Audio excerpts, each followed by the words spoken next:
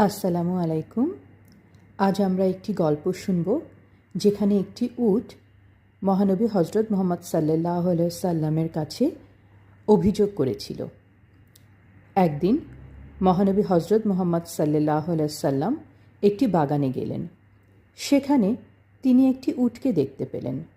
উটটি মহানবীকে দেখে অশ্রু বিসর্জন দিতে লাগল।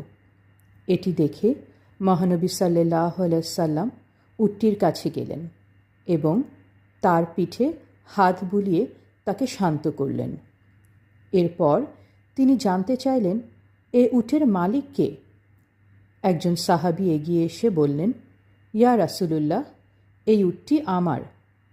মহানবী সাল্লাল্লাহু আলাইহি সাল্লাম তখন বললেন, তোমার উটটি আমার কাছে অভিযোগ করেছে যে তুমি তাকে খাবার কম দাও এবং তার ওপর অতিরিক্ত পরিশ্রম করাও।